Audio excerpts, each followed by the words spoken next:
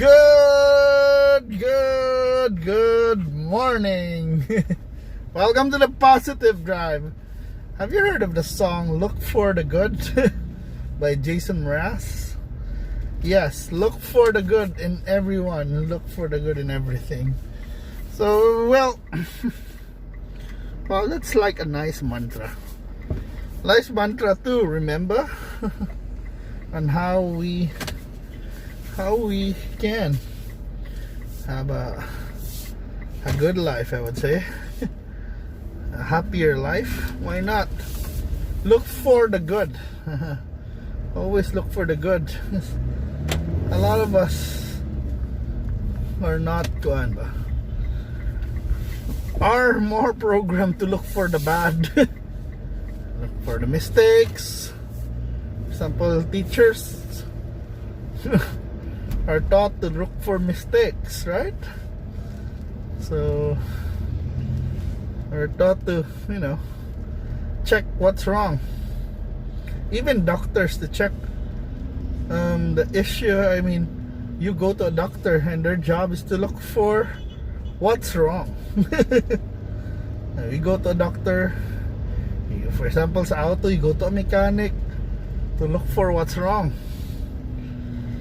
So many of us are programmed to really look for what's wrong with the society, what's wrong with the internet connection, what's wrong with our government officials, what's wrong with our, let's say, with our leaders. I always it's we are always programmed to look for the bad.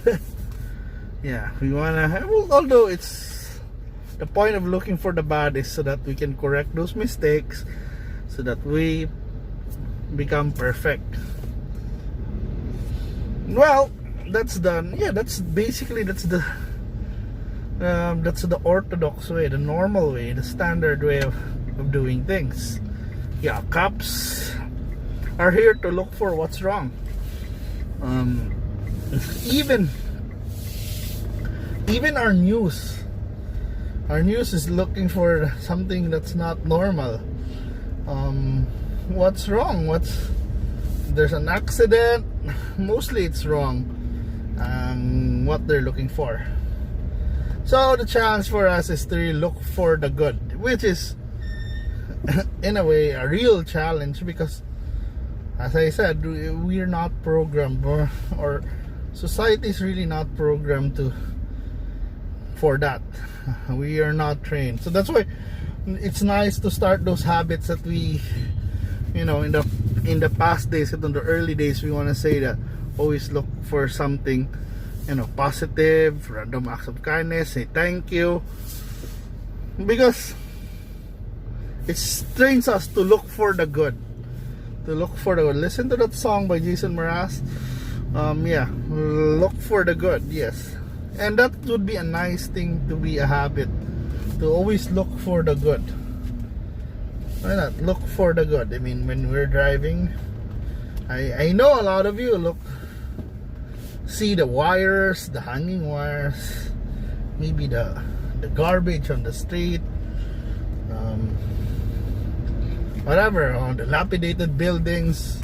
We get attracted to that. But what if now we're just gonna look for the good? Oh, nice. Cebu looks so nice when it's raining.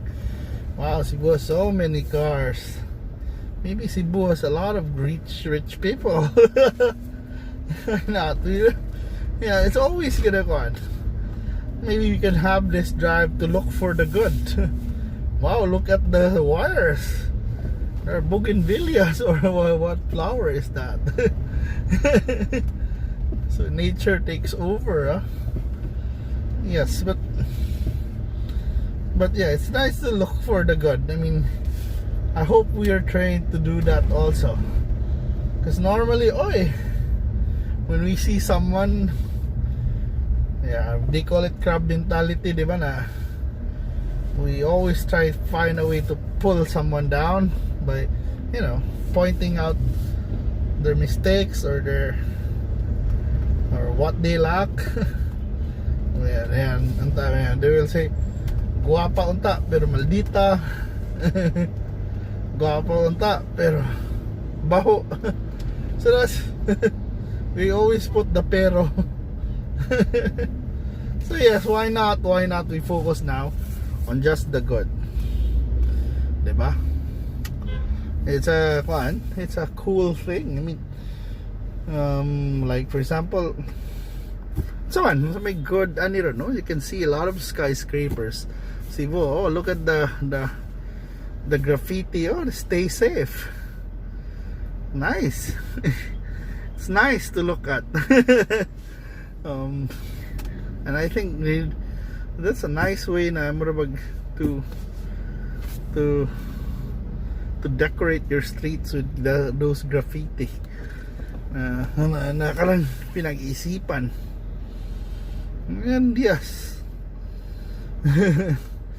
And yes, we always want, hopefully, that's basically the foundation of positive psychology, which we are more inclined to, because normally psychology is negative man, it's how to fix something's wrong. Everyone, kung unsa ka, depressive ka or something. So the positive psychology is different. They're looking for what works. I mean, there are people who are put in the same situation, a pobre, squatter, but there are people who thrived. There are people who became like Isko Moreno, for example. There are people who became mayor of the city. He said na di mo yung giagian na he was really a tondo boy. Diba? Maybe he's an outlier, but I'm sure na daghan sa siya kababata na maybe not a mayor, but I'm sure na siya kababata tingnan na himong doktor, na himong engineer, na himong policeman.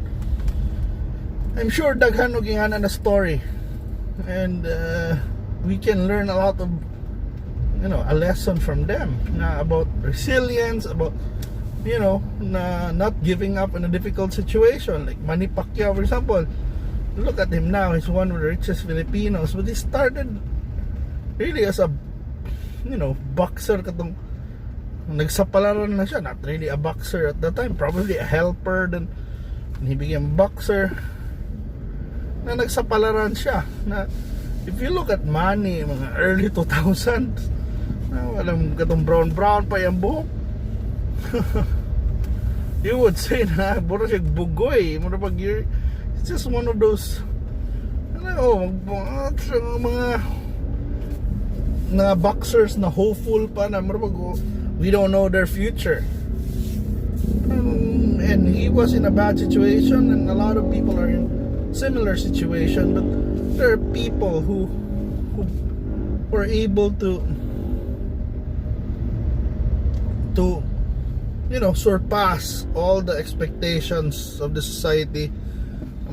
A boxer ay mo daghan kay bitag moingon na pag boxer kay wa nay kaugbaon, pero tanawas man ni Pacquiao sa man bilyonaryo na sa tong kwarta. Na point is we can't get biased on something na ay mo pagingani because di na madato, or because actually if you're the best boxer in the world, you'll be richer than a mediocre, let's say, mediocre doctor or a mediocre politician. I'm pretty sure nakuhaan ka ana. What if you're blessed with a skill? Manang look for the good. What are you good at? I mean, what if you're supposed to be, you can be the next Picasso, but your dad says no because there's no money in art. Diba? You're gonna be in the next. Tawag ka lang next Pacquiao or next Sarah Geronimo, but they say there's no money in music. Diba? That's so kwan. Now those are the bias pa. Although money shouldn't be the reason to do things, What if, yeah, if that makes you happy, a million times happy? So because I always believe that everyone, each one of us is good in something. For sure, you're better than me in some things, but I'm also better than you in some other things. Diba? So we can kuan. Daghan kayo na I'm better than, you're better than, they're better than Manny Pacquiao, but in what? Maybe you're better than Manny Pacquiao in, let's say, in dancing. But pero kung gusto nito sa boxing, wala. You're better at Pacquiao on making laws. Okay, law student ka, maybe. But the problem is, Osahay, sa kay Juan, but he has a better charisma and credibility. He gets votes. He gets he gets voted. You kuan lang kabutuhan. Diba? It's a kuan. Ang tao taman, may gusto sa katawhan, and that's the law, the rules, diba? So diba? Kung may kag mas maay ka mo himog balaw, then study charisma. Study how you can influence people. Diba? How can you be credible that people would believe in you? Diba? So wala. And hopefully, yes, today we will look for the good in everything. Look for the good in yourself, for example, because a lot of us always focus on kanang unsay wala nato ba. Okay, kuan ko, I don't have money, I'm poor, I'm not bright, I'm not. Daghan ka mga I'm not. But you have to look for where you are good. What if you're good looking? What if you're good in, good in math, good in science, good in treating people, good in teaching? There, kuan, na merits na tanan you can be.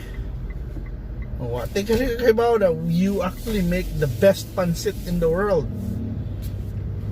And then, but because moingon lang kag okay kapital, okay kuan, and then you just hide there. Diba? So, ang problema sa nato is wa kay ta nakakita sa tong good. Say mo gud point out nato ang bad. But where are we good? And why not our good? Make it better, make it the best, because the enemy of the best is good, is the good, because some people stay there. Diba? Pero mao lang na ang point na to in the first place. The first step is really looking at where are we good. What makes you feel good? For example, yes, diba? If helping others makes you feel good, diba? If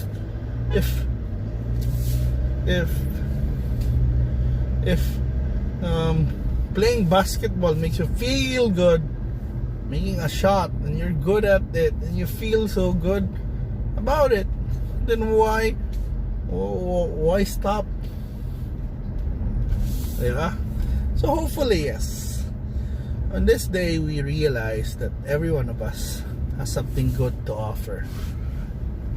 Every one of us have the potential to be the best. It's just that at first we have to recognize ourselves, and recognize that we have that, hone it, and become the best that we can be. And hopefully, yes, na you learn something on this trip, because ako nalingaw ko. I mean, when I listen to that song, Look for the Good, it remind me a lot of things na nga na din. Yes, why not look for the good? Because it's so easy to look for the bad. And the people who are able to look for the good and find the good most likely are the ones happier, better off, and most likely more successful in life. So thank you so much for listening. This Positive Drive. Sus, grabe na, pila na ka episode 33. Grabe, 34. Naghanap kay episodes, and I'm so happy na naagyapon mo with me. And yeah, remember guys, look for the good.